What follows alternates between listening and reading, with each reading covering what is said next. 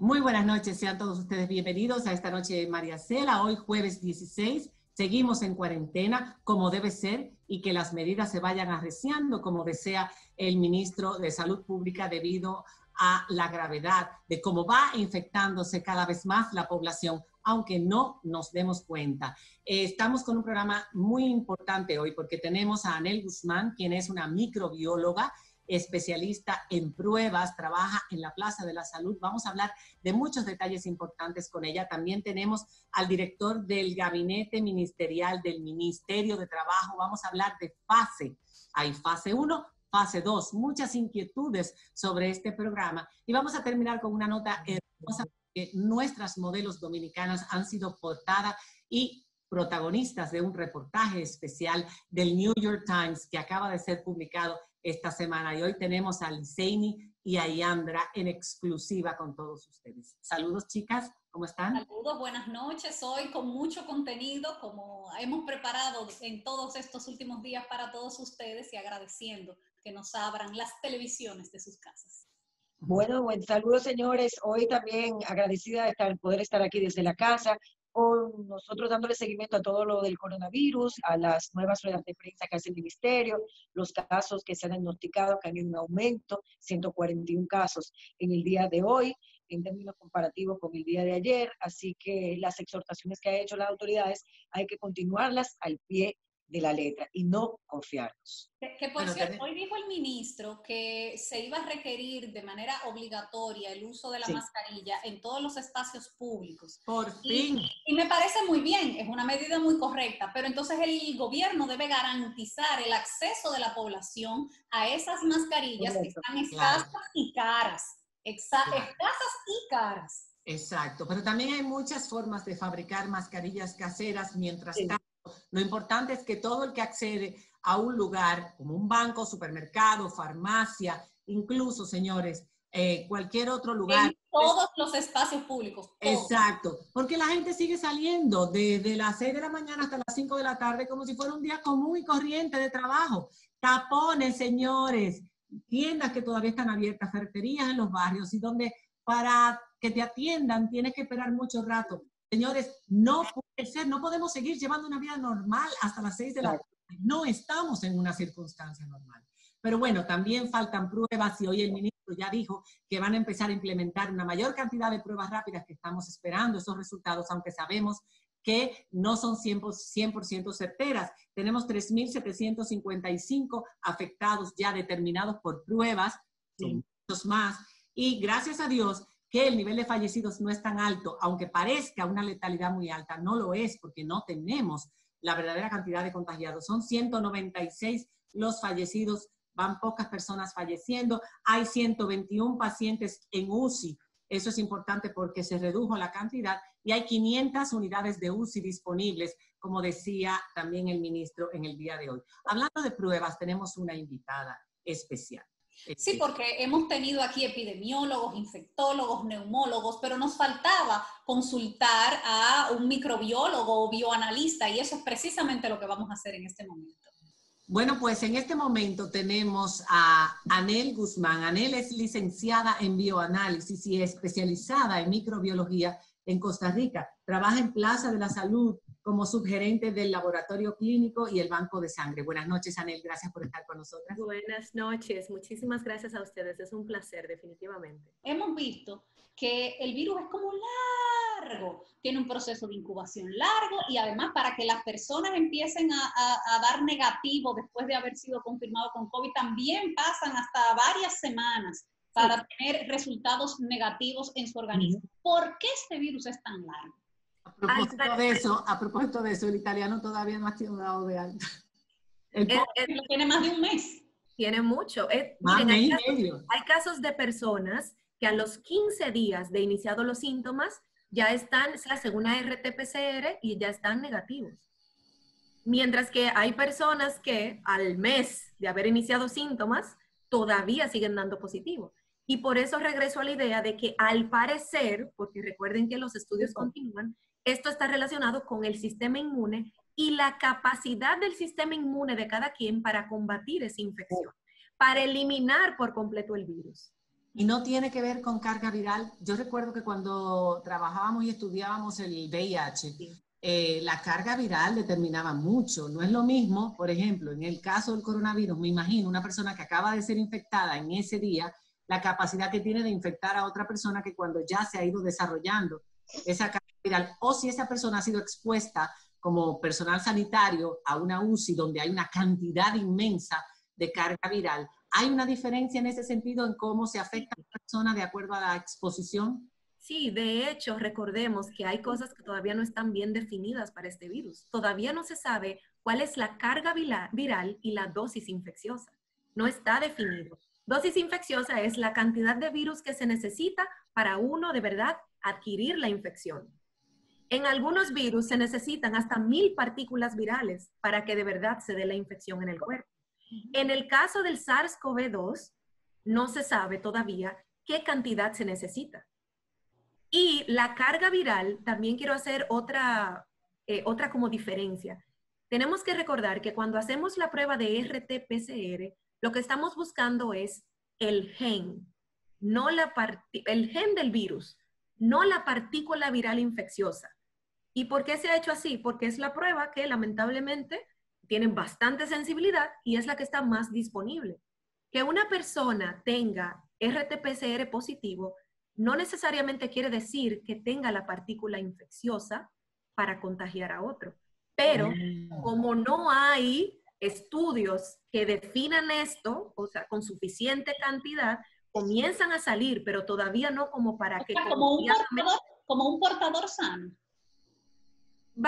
Yo creo que es bueno que hagamos la diferencia entre qué busca una RT-PCR, ¿verdad?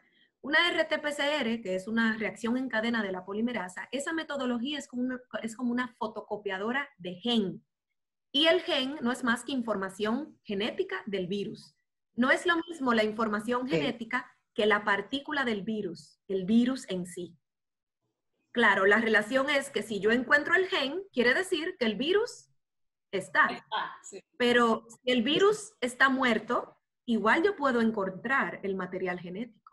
Exacto. Entonces es bueno hacer esta diferencia. ¿Por qué? Porque para yo poder detectar el virus en sí, yo tendría que hacer otros estudios, como por ejemplo, cultivo celular viral, para demostrar que la partícula infecciosa permanece con su capacidad de infectar y está ahí.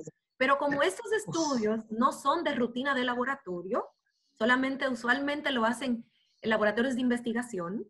Además, cultivar un virus lleva días, entonces no sería factible utilizarlo para diagnóstico donde necesitamos resultados. Un paciente se te muere en ese tiempo. Tú estás hablando de pruebas. Las pruebas son importantes, pero ya se sabe que no son la única forma de diagnosticar y que no deberían ser debido a la rapidez de este virus, de cómo afecta el cuerpo una vez se desarrolla. Vamos a hablar de esas 3 fases, pero antes yo quiero hablar de las pruebas.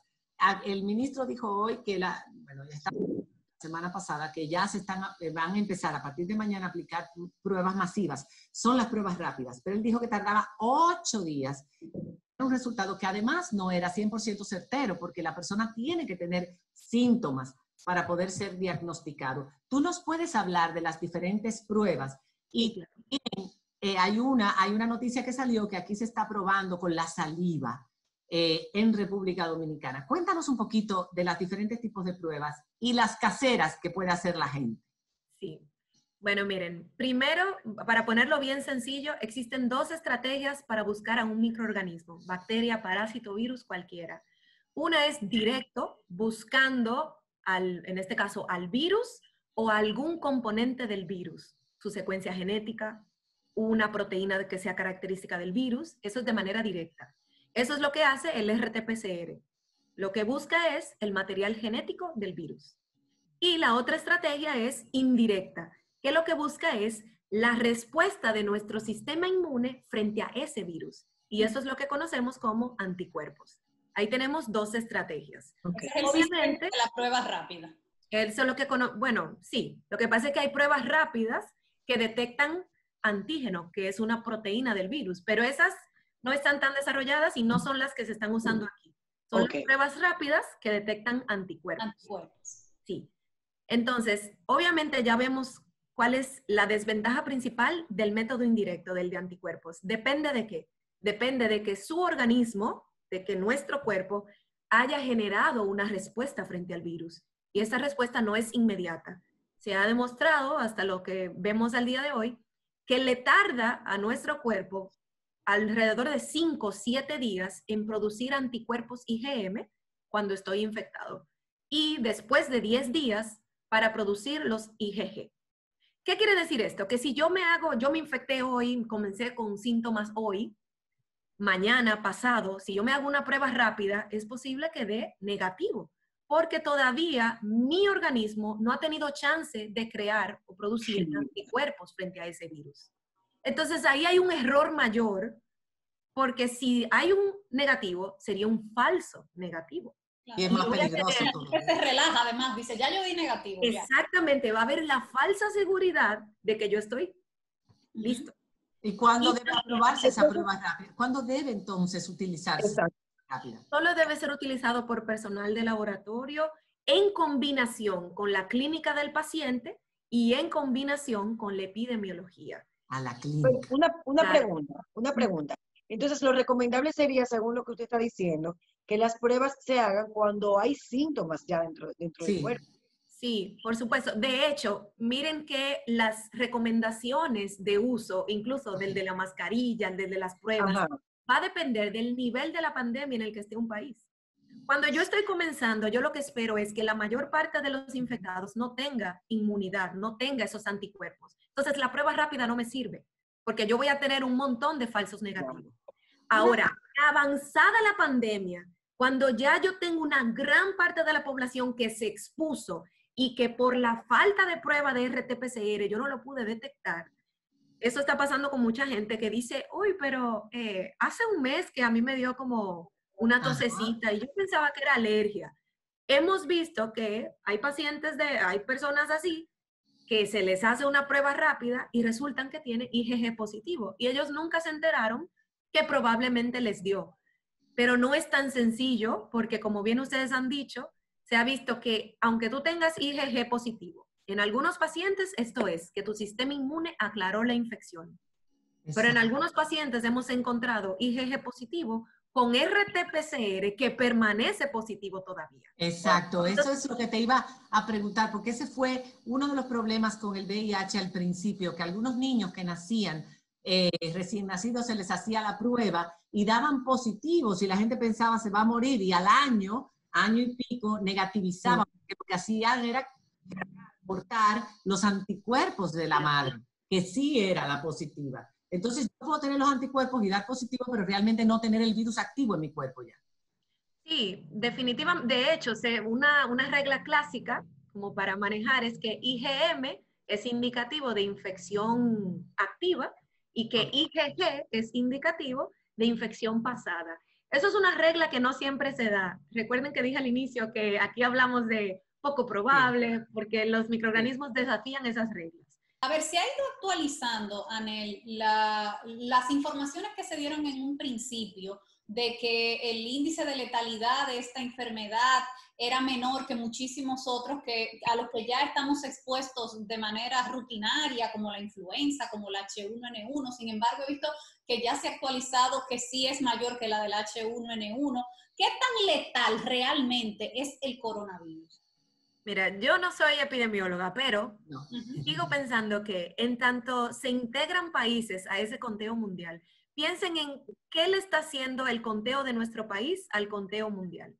Lo está sesgando, porque nosotros no estamos haciendo pruebas masivas y el sesgo nuestro se aplica al mundial y entiendo que por eso también estamos viendo que aumenta la cifra de letalidad. La letalidad más alta. Al inicio teníamos países europeos, de China, que tenían una capacidad mayor de hacer pruebas y nos estamos integrando los países de Latinoamérica que tenemos en común que no, ¿verdad? Los insumos, y ahí vamos a ver lo de la saliva que me comentó, los insumos nosotros no estamos recibiendo suficientes insumos a nivel nacional y a nivel interamericano para realizar pruebas, pero no solo pruebas, sino también los hisopos y los medios de transporte. ¿Pero hay escasez de esos hisopos? Hay escasez de hisopos. ¿Y de los medios de transporte? ¿Y cómo afecta eso a las pruebas?